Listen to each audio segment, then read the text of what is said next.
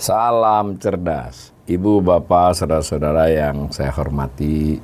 Sesi membaca berita dan sedikit komentar dari saya kali ini membacakan sumber beritanya yang banyak diberitakan oleh media massa kemarin, yaitu terkait dengan posisi cadangan devisa Indonesia per akhir April 2025. Jadi kalau Ibu Bapak ketik di mesin pencarian, itu ketik cadangan devisa April 2025, akan keluar belasan berita, puluhan bahkan, dari berbagai media yang sumber beritanya adalah rilis atau siaran pers dari Bank Indonesia.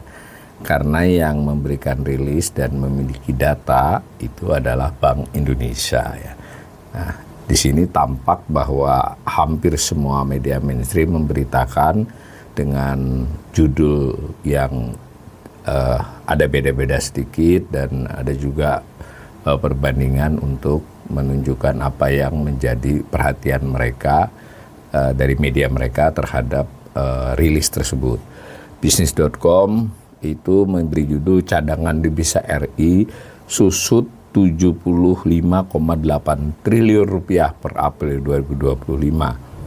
Nah, ini menarik ya, karena sebetulnya cadangan devisa itu diumumkan dalam satuan US dollar, tapi untuk membuatnya menjadi lebih, mungkin pembaca lebih tertarik, itu Bisnis.com mengkonversikan dalam rupiah, yang digarisbawahi susutnya, bukan posisinya, ya.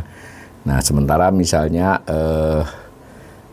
Metronews.com itu menekankan pada sisi cadangan devisa April 2020 turun, sama kan ya, tapi untuk bayar utang dan jaga rupiah, dua tujuan. Tentu dari sumber rilis, makanya nanti kita baca rilisnya.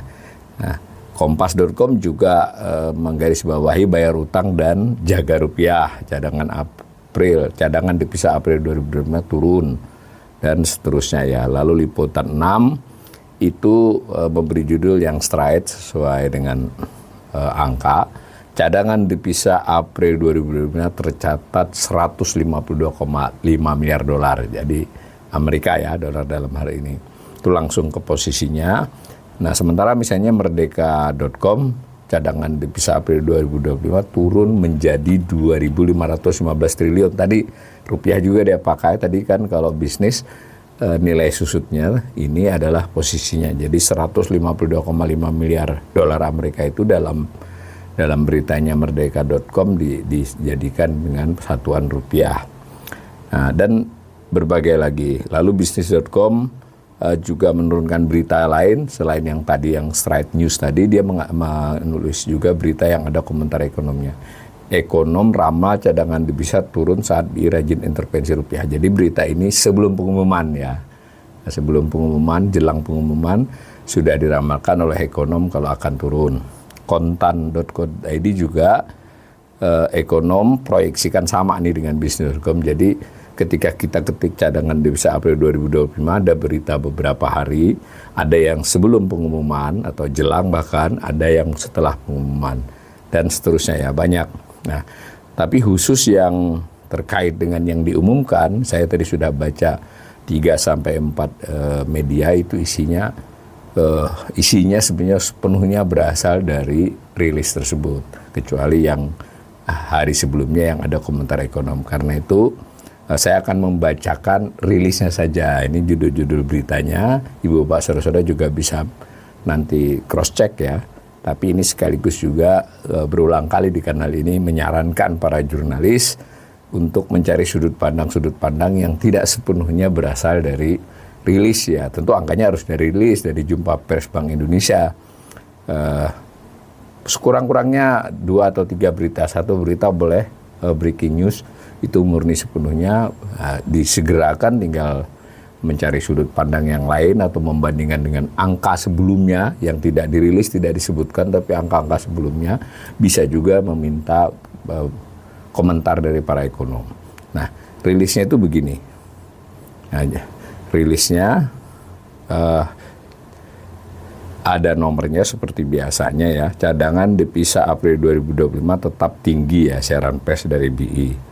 Nomor 27/101/DIKOM ya, Divisi Komunikasi. Nah, ditulis di paragraf pertama, posisi cadangan devisa Indonesia pada akhir 2025 tetap tinggi sebesar 152,5 miliar dolar Amerika Serikat. Jadi ini sesuai judul nih. Jadi beda ya, tadi media menyoroti turunnya. Nah, ini kalau aslinya tuh disebutnya tetap tinggi. Ini sudah bagaimanapun media sudah cukup kritis nih. Nah, saya lanjutkan bacaannya. Meski menurun dibandingkan posisi pada akhir Maret 2025 sebesar 157,1 miliar dolar Amerika Serikat. Satu kalimat saja sebenarnya ini sudah sangat informatif sekali.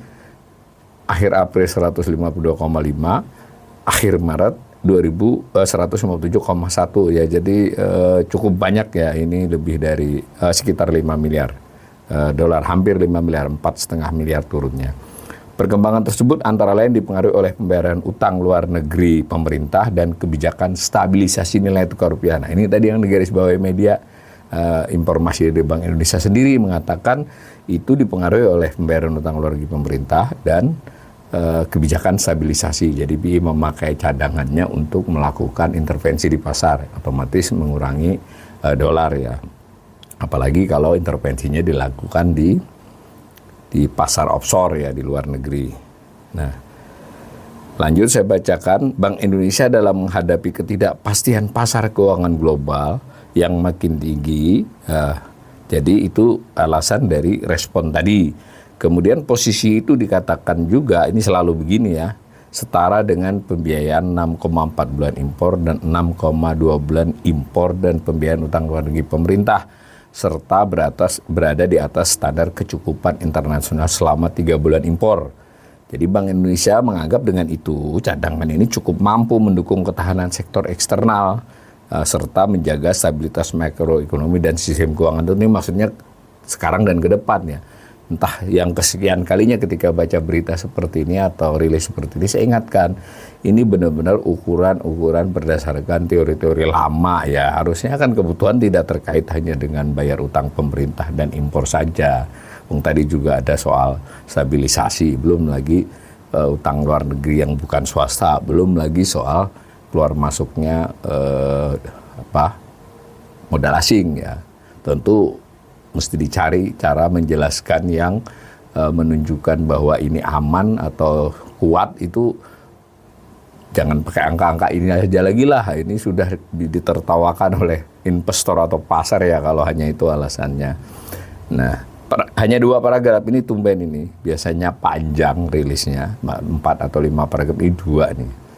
Kalimatnya pun tidak panjang. Kedepan Bank Indonesia memandang posisi cadangan devisa memadai untuk mendukung ketahanan sektor eksternal sejalan dengan tetap terjaganya prospek ekspor ya. Kemudian neraca transaksi modal dan finansial, jadi arus modal diperkirakan tetap mencatatkan surplus. Itu proyeksinya Bank Indonesia, serta persepsi positif investor terhadap prospek perekonomian nasional dan imbal hasil investasi yang menarik. Jadi karena SBN menarik, SRBA menarik, dan juga membawa kepada daya tarik pada bursa misalnya. Menurut BI ini akan membuat modal akan berprospek tetap masuk gitu, sehingga tidak usah khawatir dengan cadangan devisa. Itu ekspor juga masih dilihat masih akan baik karena mungkin soal tarif belum langsung memukul. Nah, penutupnya, Bank Indonesia terus meningkatkan sinergi dengan pemerintah dalam memperkuat ketahanan eksternal guna menjaga stabilitas perekonomian untuk mendukung pertumbuhan ekonomi yang berkelanjutan. Jadinya seperti itu ya, rilisnya, beritanya macam-macam. Nah, saya mengajak para pemirsa untuk mengetahui di balik rilis ini sebenarnya ada lagi angka. Sayang tidak banyak yang mungkin sempat memperhatikan itu kecuali ekonom. Mungkin jurnalis-jurnalis yang sudah lebih berpengalaman harus masuk ke sini ya. Jadi jangan hanya baca rilisnya di dalam laman Bank Indonesia, tapi tidak persis waktunya, bisa berjarak sejam, 2 jam, atau bahkan bisa sehari.